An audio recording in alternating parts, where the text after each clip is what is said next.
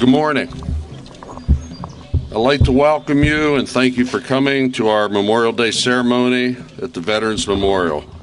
This is our 16th anniversary of the memorial. We'll be adding 5 new names today plus 1 paver. I want to thank Dave Cable and BPTV for recording this program. For everyone that could not make it here today, they'll be able to watch it on our local cable station this afternoon. But most of all, I want to thank all the veterans for the service that they gave our country. When our country needed you, you stood up and answered a call to defend our great nation. Today, people throughout the country will gather to remember, to honor, and to pay tribute to those who have served our country. Your presence here today is a tribute to those lost troops and their families. It's a way to remember. No matter when and where they served, we'll remember to honor them all. Thank you for attending today. God bless you and your families. At this time, I'd like to introduce the Bethel Park High School Top 21 Chorus for the National Anthem.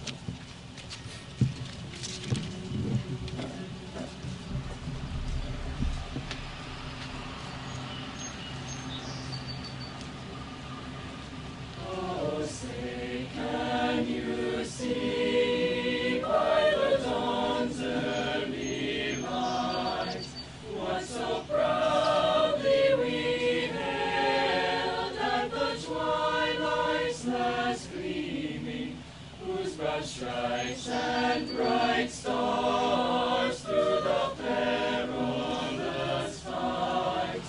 On the ramparts we watched, where so gallantly streaming, and the rockets red glare, the bombs bursting in air, gave proof through the night that our flag was still there.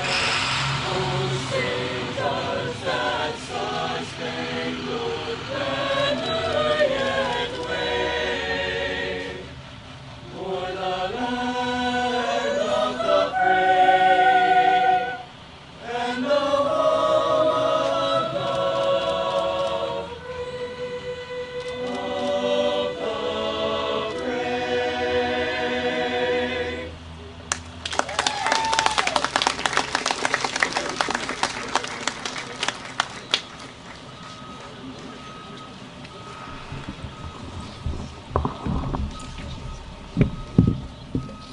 At this time, I'd like to introduce Mayor Cliff Morton for the prayer.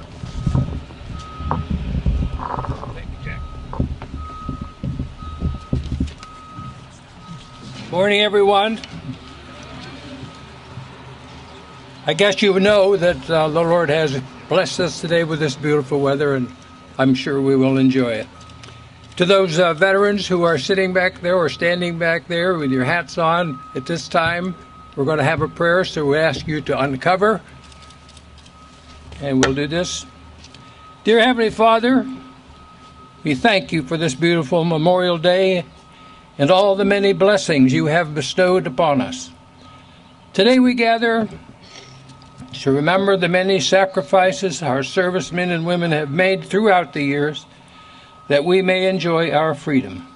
As we honor our veterans on this day, we pray that all will be blessed and each heart will be touched and know God's presence. In the name of Jesus we ask this.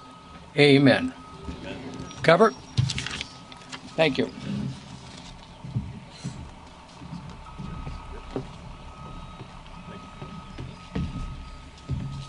Good morning and welcome, everybody. I'd just like to thank everybody for coming today. And I think the Veterans Plaza has really developed into something not only we come to on Memorial Day, but really all year round. When you drive by here, you see other people coming to remember their family and their friends whose names are on the wall. But it truly is a beautiful place, and we thank everybody for coming today. We have a few people who would like to say a few words. We'll start with our state representative, John Marr.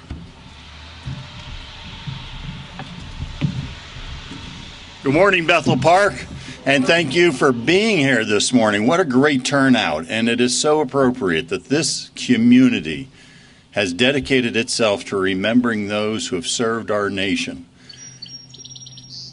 These memorials, the work that's gone in, not just to create this plaza, but to track down and do the very best to locate and identify all those who've served and those who've made the ultimate sacrifice. It's a wonderful thing.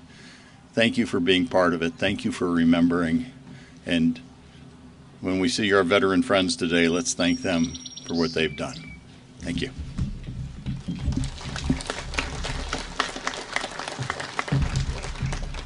At this time, I'd like to introduce our District Justice, Ron Arnone.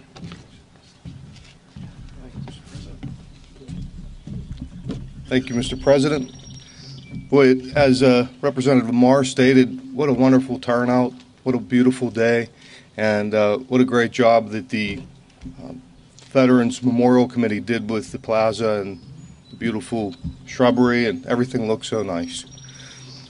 It's so nice because Bethel Park remembers our fallen. We join together, generation after generation, to remember those that we lost in wars and battles throughout our countryside and beyond. I ask that today that you continue to, generation after generation, teach your children, that they can teach their children, that we have to remember and never forget the sacrifice that so many made, hundreds of thousands, that we might today be here in freedom and liberty as patriots, to remember those that gave all. So God bless you all. God bless Bethel Park. And thank you very much. Enjoy the day.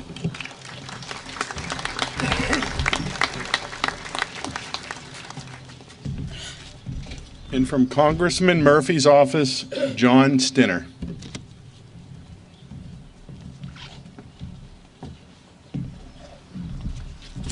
Good morning. Today we commemorate those who have served and those who have given the ultimate sacrifice for our great nation. On behalf of Congressman Murphy, the United States Congress, and a grateful nation, we thank each and every one of you and those who have served and died for our country all the best. And we thank you for your service. Thank you very much.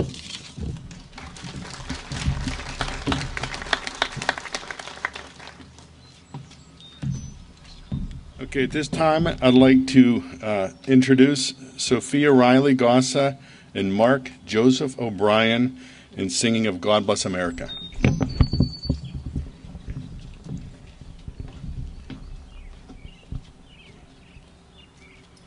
God bless America, land that I love. Stand beside her and guide her through the night with a light from above.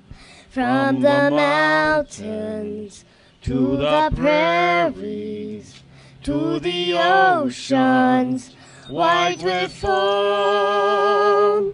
God bless America, my home, sweet home. God bless America, my home, sweet home.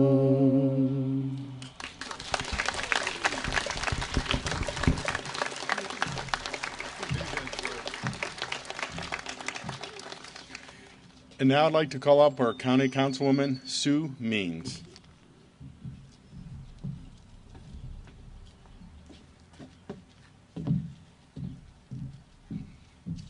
Good morning, everyone. It's such an honor and a privilege to be here today.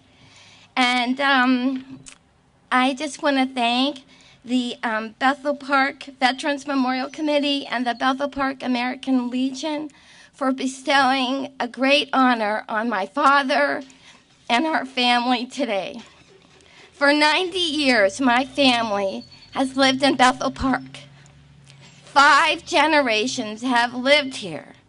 And we are very passionate about defending our freedoms, our town, our state, and our country. But before I begin on my speech, I want to cite the members of my family that are here today. Support to my father and honor to my father, and thank the citizens of Bethel Park for also honoring my father, Peter Edwards, for his service. Here today is my brother, Peter, and his wife, Jeannie Edwards, his sons, Clayton and Hayden Edwards, my husband, Jim, his wife, Adeline Edwards. Sorry, she should have been first. You can tell I'm a little nervous. And my daughter, Amy Blosel, my granddaughter, Haley Means, and my grandson, Jacob Blosel. They're all here, and Linda Murphy and Michael Murphy as well.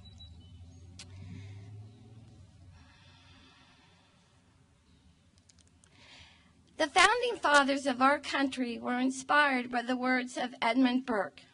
He was an Irish statesman. He said, "The only thing necessary for evil to triumph is for good men to do nothing." We look upon the thousands of names on these granite stones, and we remember the men and women who volunteered to fight evil, and the thousands and thousands of parents and loved ones that kissed them goodbye, never knowing if they would ever see them again. And 41 of our members of our community paid the ultimate sacrifice. They shed their blood so we can be free. And how do we best honor their sacrifice? We also remember the words of Edmund Burke when he said, "Those who don't know history are destined to repeat it." History facts. The Pilgrims came to America for religious freedom. The Pilgrims declared a day of thanksgiving to the God who looked over them and protected them. In the middle of the Civil War, Abraham Lincoln had the words, "In God we trust," put upon our coins. After World War II, the greatest generation made the official motto of the United States, "In God we trust." And this year marks the 60th anniversary of "In God we trust." So how do we honor the sacrifice that those who volunteered to serve? They volunteered to serve to protect our way of life. So the principles that we believe in, our Constitution and our freedoms. So the best way to honor them is to stand beside them and defend our freedoms and liberty and our way of life. Thank you.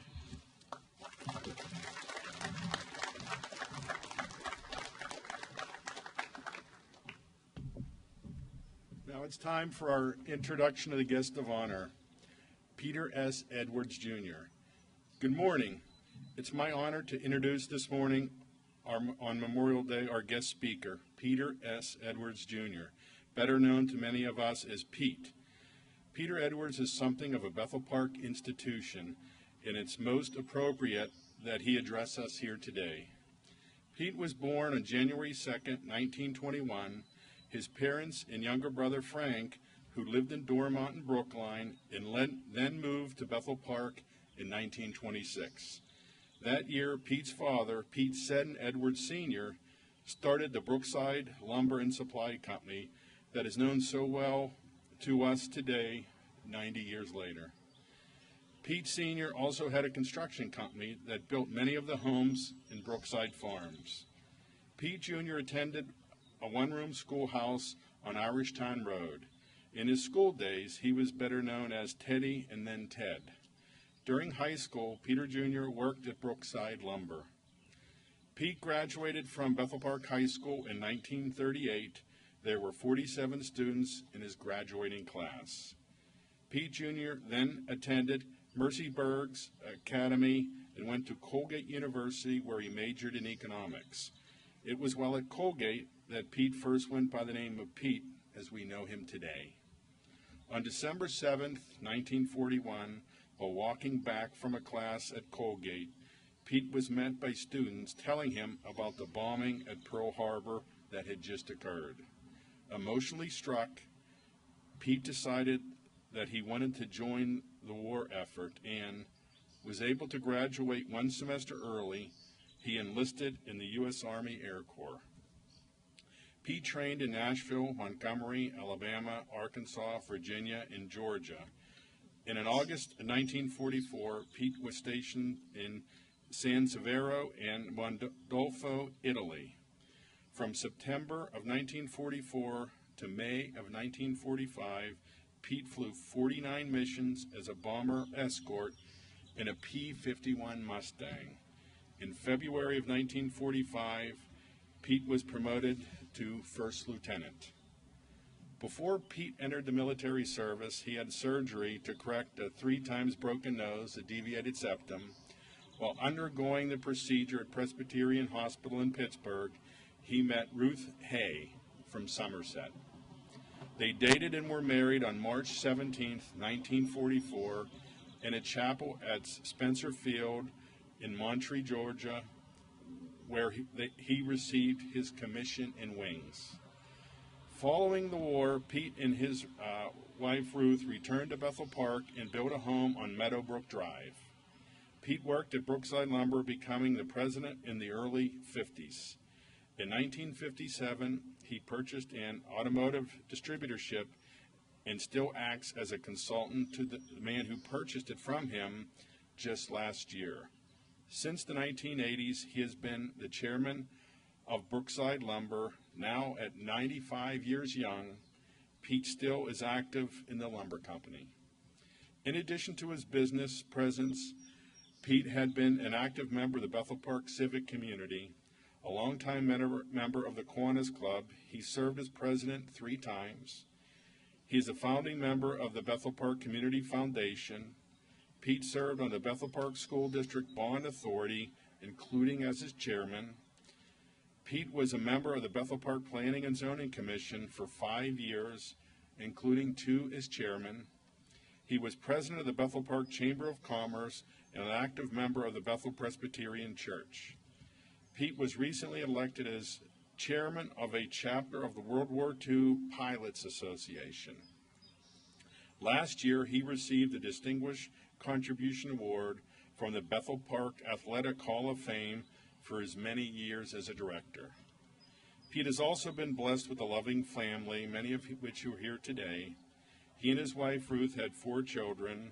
Pete has 12 grandchildren and 14 great-grandchildren who affectionately call him Gramps. Ruth passed away in 1999, and in 2013, Pete married Adeline Huffman of McMurray. Ladies and gentlemen, it's my honor to introduce to you our guest speaker, Peter S. Edwards, Jr.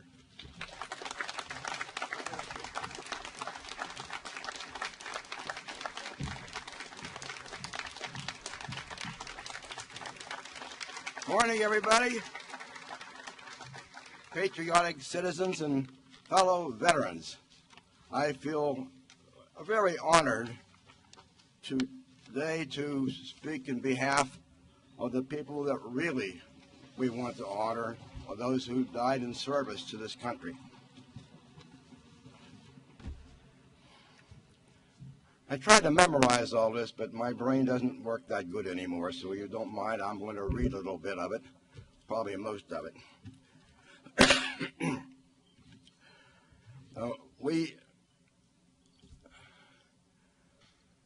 When the Pearl Harbor happened,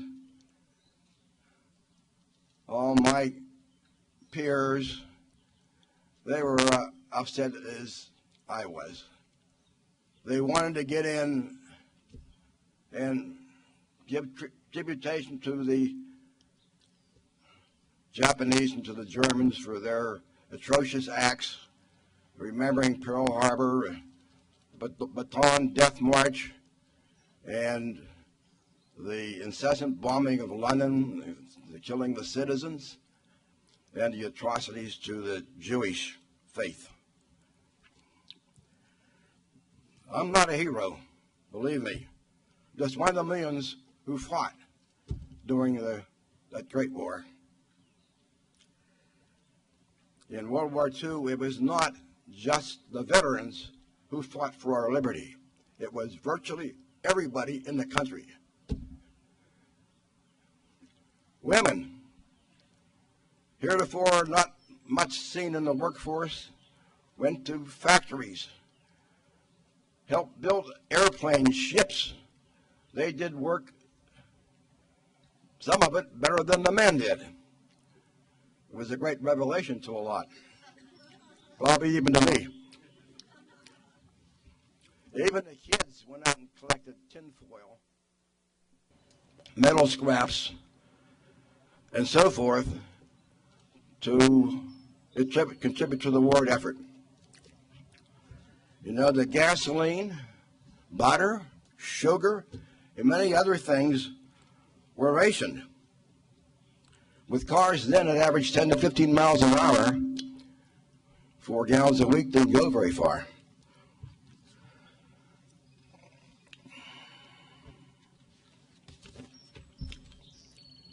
The camaraderie in the service was great. We were from all over the states and all walks of life.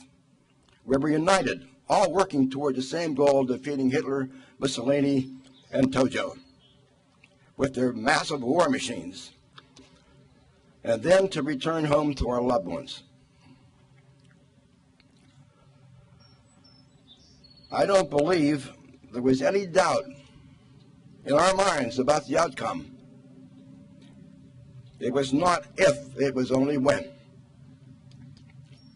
Some of my peers are among those we honor today. Friends, classmates, teammates who didn't come back along with their families who suffered their loss. Tom Brokaw, the famous radio and television personality, called us the greatest generation. In the book he wrote, and the term caught on, my vote for the greatest generation would have been really the first one. The guys in a ragtag army defeated the great British organized army who wrote the Declaration of Independence and the Constitution. To me, that gave us the first democratic republic in the world and the greatest nation in the world, and has become the home for many immigrants, including your ancestors and mine, who came across the pond from the old countries to find the American dream. Although recently we've been moving away from the way of life that attracted those who came before us, I do hope and pray that the good sense and patriotism will prevail and we can remain living in what we feel is the greatest nation on earth. And should our country be faced with the same situation in years to come, other generation would rise up as we did. It truly was a war that had to be won to preserve our country and many other countries from living under the dictatorships that we fought. We thank all of you for attending today to remember for those who paid for our future with their lives. Many thanks to the municipality and American Legion for arranging this memorial service to remember those and let them know that we have not forgotten them. Thank you.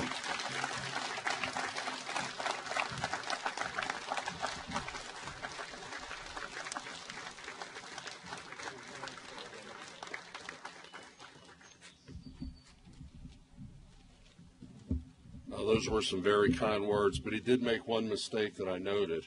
He is a hero.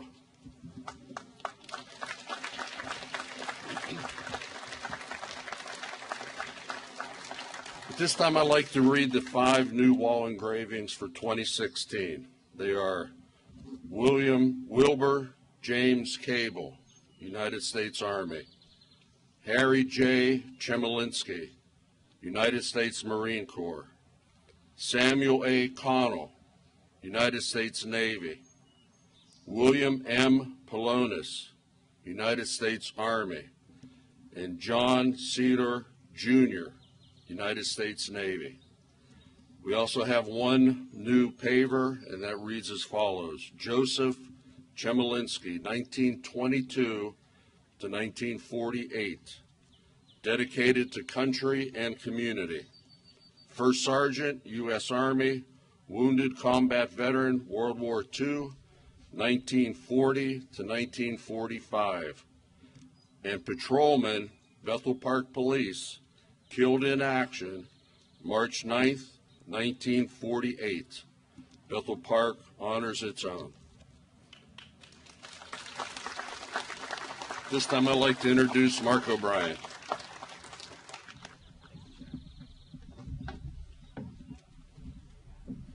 Good morning, everyone. I'm going to talk about that young man today. It's been a journey, and what a journey it has been. I feel like I know that young man, Joseph Chemalinsky. I would be honored to sit down and have a cup of joe with Bethel Park's own First Sergeant, Sergeant Joe. From a conversation in a cookie aisle at Walmart with Colonel Knaus to today, it's been a journey. I heard all about the childhood days of Bethel Park, the boyhood friends that roamed the streets of Bethel Park: Chemalinsky, Knaus, Gorsick, Zader, Tischler. We all know these names. The soccer field that was where the car wash, Kudla's Car Wash, is, and Joe was the goalie. Joe's father, hurt in the mining accident. The kids named him Shaky Harry. The coal mine strike. And then there's Joe's mom. Well, every morning she baked bread in their outside stoves in her backyard, and the kids would run because they could smell that wonderful smell of baking bread. She was a very kind and generous woman and shared what she had. Bethel Park in the 1920s and 1930s. This is just great stuff. Today's story is a group effort. I'd like to just briefly thank these people for finding out this information, putting this story together. So many people: Tim Myrie, Chief O'Connor, Caroline Briggs, Bill Spagnell, Kathy Lordi and the girls in the office, Billy Knaus, the Chemalinsky family, Sharon Taylor, Tim Murphy, Skip Horniak, Devin Robinson, Denise Johns, and James McLean for putting all these words together on paper. I'm overwhelmed and grateful. I'm amazed how this memorial brings light to the lost. Today, the Chemalinskys come out in force. I welcome the Chemalinsky family, and we are honored to talk about your Uncle Joe. Joseph Chemalinsky. The central mission of the Bethel Park Veterans Memorial Committee is to properly honor and recognize those who have served our nation and our community through military service. The memorial that surrounds us this morning has been built name by name and brick by brick to keep before us the names of those who served and sacrificed for our freedom and liberty. Today, we specially honor a Bethel Park citizen who deserves our acknowledgement and our remembrance for the exceptional service and heroism he displayed in 25 years on this earth. We always knew about Joseph Chemalinsky's service as a police officer. He died in the line of duty, and his name is etched on the memorial outside the police department. We knew less about his prior military service, but thanks to the dedicated perseverance of a group of caring people from Bethel Park, the assistance of the office of Congressman Tim Murphy, Devin Robinson, and Denise Johns from the National Archives, we were able just recently to attain the military service records for Joseph. Due to these efforts, we know a lot more about Joseph Chemalinsky. Many of his records were lost in a flood and don't exist anymore. It was an amazing effort.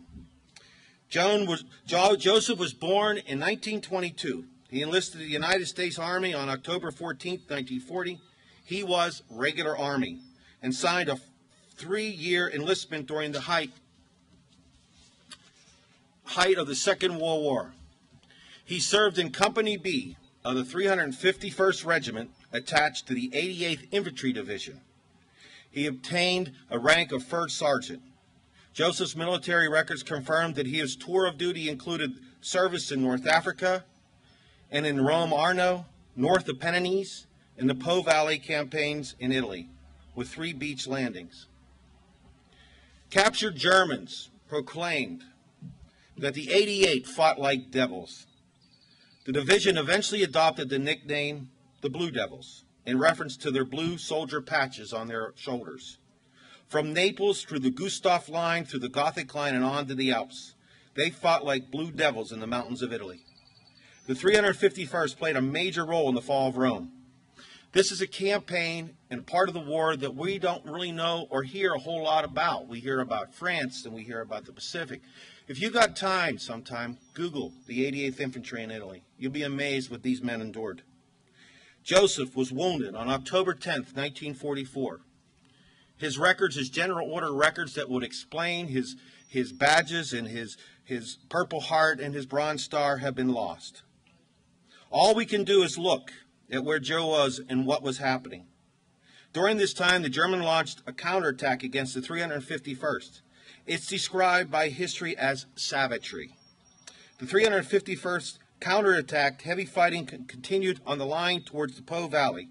Company G came closest to breaking through, but was literally wiped out. From family members, I have heard that Joe did not wish to talk about his military service. And knowing all these World War II veterans over the years, I think I know why. Joe lost many friends that day and many other days. Many buddies. And that was the most important things to these individuals who fought this war. And Joe was the first sergeant, so apparently he was responsible for a lot of those buddies and young men that were lost on that day. Joe was sent to the rear for recovery from his wounds and then returned to the front lines for the remainder of the war. Germany surrendered Italy on May 2nd, 1945. Denise Johns, National Archives representative, who does all this for a living every day, quotes, "All these men are heroes for what they endured. To receive a Bronze Star and a combat infantry badge is truly remarkable. Joe was in the worst of it for a very long time, and he is truly an American hero." Joseph was honorably discharged on August 13, 1945. His military records list his following decorations and citations: Bronze Star Medal, Combat Infantry Badge, Purple Heart Medal, Good Conduct Medal, American Defense Service Medal, European, African, Middle Eastern Service Medal with 3 Bronze Stars. At the time of discharge, Joseph Chemerinsky had 3 years, 1 month, and 14 days in Continental Service and had served 1 year, 8 months, and 15 days overseas. A total of nearly 5 years of military service to his country. The story of Joseph Chemerinsky does not end. Though with the conclusion of his decorated military service, Joseph returned home to Bethel Park following military service at the age of 23 and became a police officer in Bethel Park Police Office Department that had just been formed a few years earlier. On March 5th, 1948, Joseph and his fellow officer George Kirchner responded to a burglary in progress at the home of some Bethel resident who were away on vacation. The drama of the events that unfolded that night were captured in the article the next day in the Pittsburgh Press. Officer Kirchner and Chemerinsky responded to the radio alarm sent in by Robert Stoner shortly before 8 a.m. Mr. Stoner was on his way to visit a girlfriend when he noticed an upstairs light on the home of his aunt and uncle, Mr. and Mrs. Kingsing, of Broughton Road, and Hillcrest. He knew the Kingsings had been in Florida for more than a week and stopped to investigate. As he approached the front door, he saw the window had been broken. Inside, he saw a man with a revolver on the stairway landing. Stoner went to the house of the girlfriend and called the Bethel Township Police. The radio call went to Kirchner, a former county detective, and Chemerinsky. The officers bracketed the house, and Kirchner went in the front door. He surprised one of the robbers, rifling in the dining room buffet. The thug's pistol was on a nearby chair. Chemerinsky, meanwhile, slipped through the back door and surprised the other robber in the kitchen. He disarmed and took his pistol and billfold. The officers handcuffed the prisoners together, searched them again, and started out the door. As they reached the yard, the prisoner, DePoffy, and Wilson spun around, and one of them produced a handgun. "Put them up and keep your hands off your guns," was the command. The officers halted momentarily, then grabbed for their guns and a brake for the squad car. Chemerinsky was shot in the back as he ducked around the front of the car. A second bullet hit Kirchner as he spun around near the back of the car to return fire. Both men fired back. After they were wounded, Kirchner said, and I was one of his shots that hit DePofi. The gunman dropped momentarily, and Wilson half dragged him into the thick bush. The Kingsing house, both officers were too badly wounded to pursue. Kircher dragged himself to the squad car and sent in a radio alarm. We know subsequently, press reports that Joseph Chmielewski was rushed by ambulance to the hospital but succumbed to his injuries and died 4 days later. The shooter DePofi and Wilson were apprehended later that night of an incident in New Eagle. The criminal's trial was DePofi was identified as the gunman. He shot Chmielewski, and DePofi was ultimately convicted and sentenced to death in the electric chair. It was also learned that the pistol on the chair that Officer Kircher collected did not in fact belong to DePofi, but was a gun belonging to the homeowner. Kircher and Chmielewski believed that they had secured DePofi's weapon when they took that pistol, but DePofi in fact had a small Derringer tucked in his pants, and that was the weapon used to shoot Kircher and Chmielewski. Joseph Chmielewski was 25 years old when he died in the line of duty. He lived with his widowed mother just down the street on Brightwood Road. Despite his young age, Joseph had served his country as a military veteran, been wounded in action, received a Purple Heart Medal and a service medal with 3 Bronze Stars, became a member of the Bethel Park Police Force, and gave his life in service to the country. We take a moment, 68 years after his passing, to remember Joseph Chmielewski, to recall his service, to recount his bravery, and to acknowledge our debt to him. We will provide for his remembrance through a memorial paver in his name here at the memorial, and lasting gratitude for all his actions and hearts. We honor today Joseph Chmielewski, First Sergeant, U.S. Army decorated war veteran, Bethel Park policeman, patrolman, and fellow citizen of Bethel Park. Thank you so much.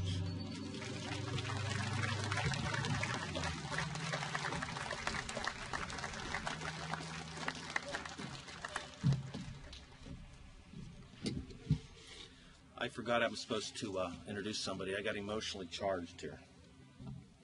Today we have a special presentation from Bethel Park Fife and Drum, Gail Mattis.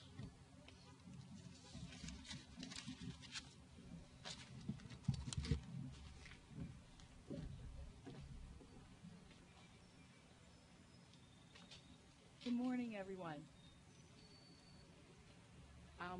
My name is Gail Mattis, and I'm with the Regent of Bethel Fife and Drum, Daughters of the American Revolution. Please let me repeat the oath that every soldier takes when he enlists.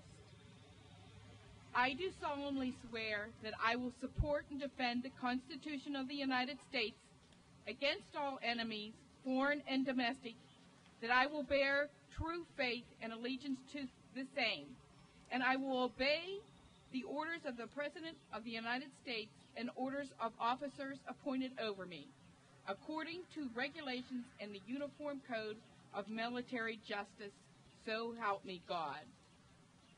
This oath is much like a blank check written to his country. When he says this oath, he doesn't know what he will have to do to fulfill that oath.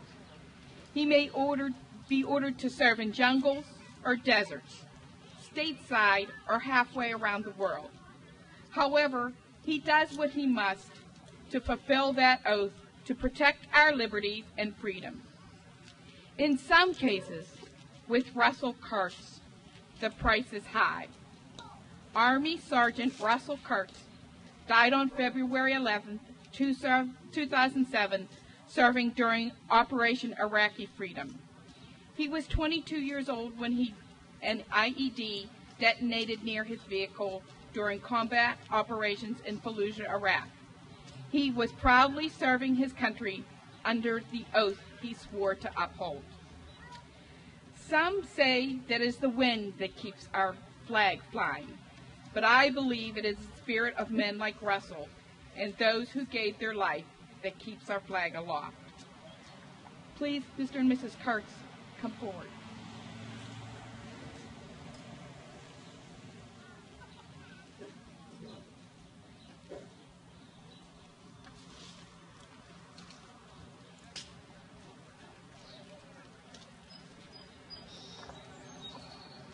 Bethel Fife and Drum would like to present you with this flag flown over the Capitol building. There's a certificate that goes with it, and it reads what our chapter and this community want you to know. We do not forget. For as it is written in stone in this community, sacrifice is meaningless without remembrance.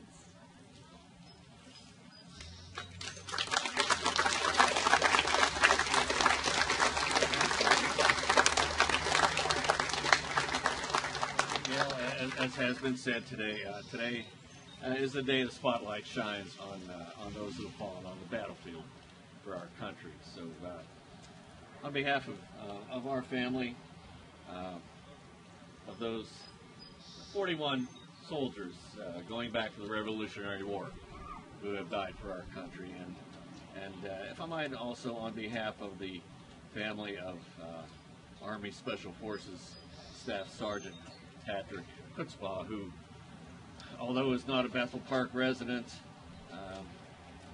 who was killed in Afghanistan the same year that our son was killed, is buried catty corner to Russell at the Bethel Cemetery. I'd just like to thank you for remembering it. It means a lot to the Goldstein families.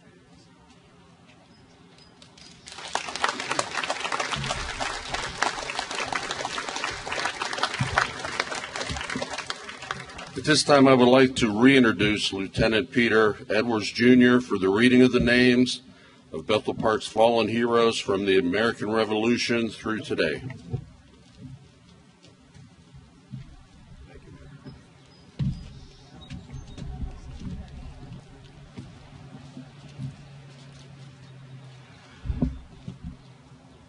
This was the war that I participated in.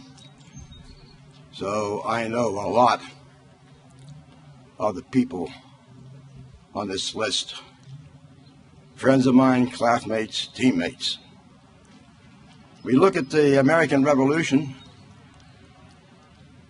Most of you have probably heard the name Fife and Gilfillan. The names are still around here. Still, the families are still around here. And in Israel P. House, everybody around here has to know at least one House. There were a lot of them, great folks. And in World War II, folks I knew were Willie Burtick, that I played ball with, great guy and a great athlete. I knew Chuck Coates and Andy Cost. Ralph Galliford married a gal that I dated. After him.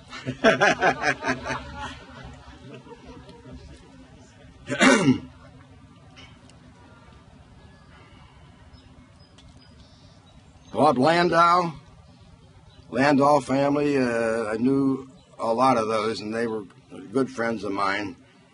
Frank Masenic. William Syanga was a football coach here in the 40s. He was called into the Navy. Lawrence Snovac was a fullback on the Bethel High football team that played for Class B championship back in 1936. Because he would go into the line so hard with his back horizontal to the horizon, his nickname was Piggy. Then there was George Stovash. There were a lot of Stovash boys, and they all were great baseball players and enjoyed playing the game. Some of you might know Bob Stovash, who is a nephew. There was Philip Tosi, Walter Tukolsky, another good friend of mine.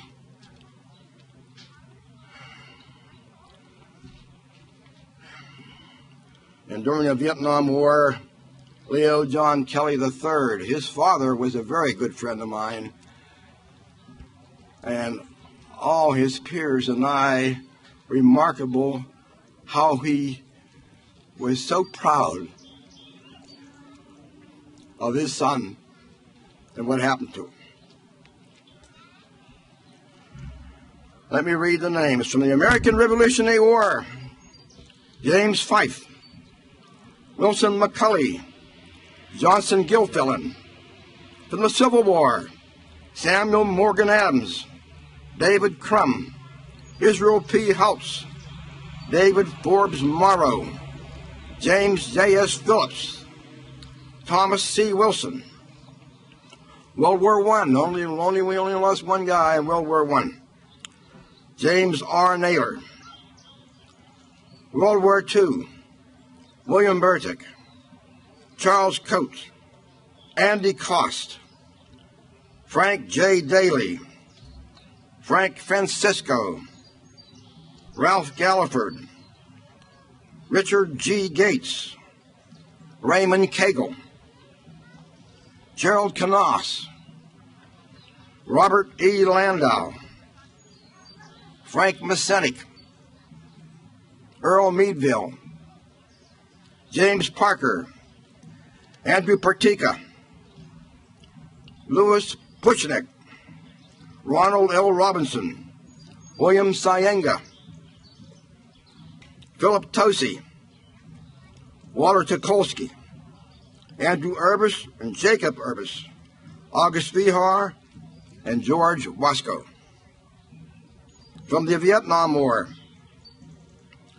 Leo John Kelly III, Jeffrey M. Walsh, Charles M. Swain, and from Iraq, Russell Kurtz. They made the supreme sacrifice so we all could be here today, and we're speaking English, not Japanese or German. Thank you.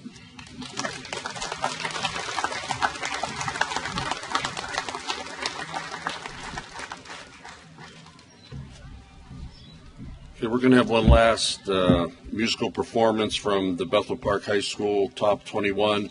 But before we do that, I wanted to give a couple extra thanks. We have them listed on the back of the program. But I want to also thank Kathy Lordi, because she's done a ton of work here. Lowe's for supplying us with the flowers. And our landscaping is done by a company, 20 Landscape. So at this time, I'd like to introduce again the Bethel Park High School Top 21.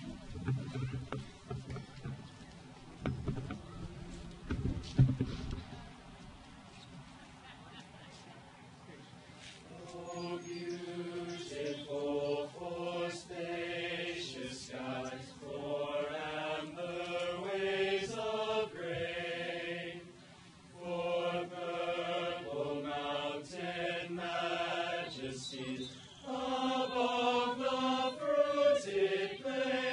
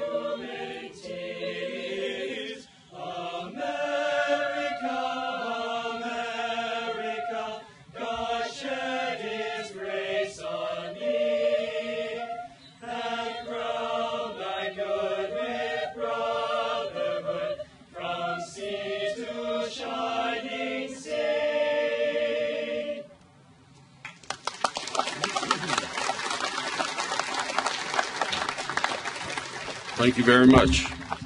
At this time, we will have the placing of the wreath with Lieutenant Peter Edwards Jr., Colonel William Knaus, and Gail Mattis.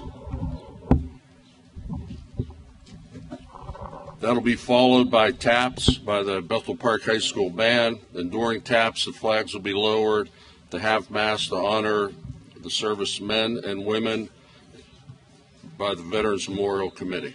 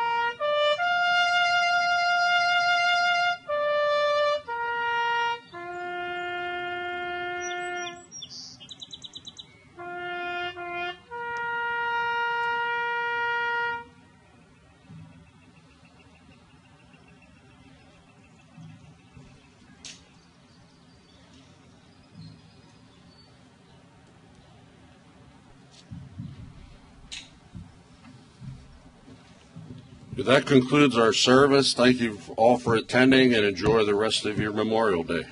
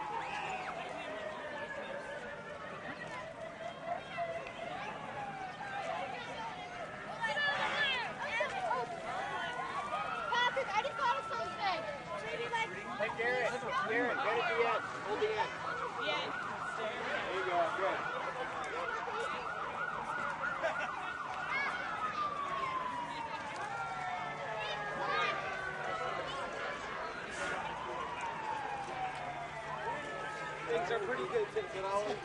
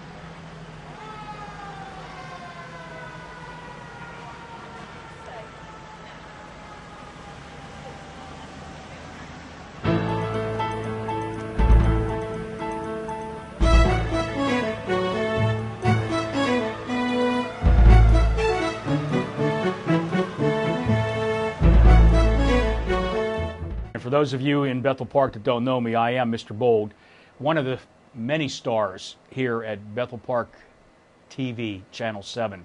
I hope that the folks in Bethel Park understand what we have here in the way of BPTV, the asset that the television station, the public television station, is to the community of Bethel Park. For Mr. Bold personally, one of the things that I would like to do, and I've talked to Dave about this, is a show gearing itself towards veterans. And I would throw out an invitation to the veterans in our audience here in Bethel Park or around the South Hills. If you want to contact Dave Cable here at the station and let them know that you would be willing to share your experiences, especially the World War II veterans who are losing here at an alarming rate, and pretty soon there's not going to be many of them left. I would love to get them on TV if they would be willing and interview them.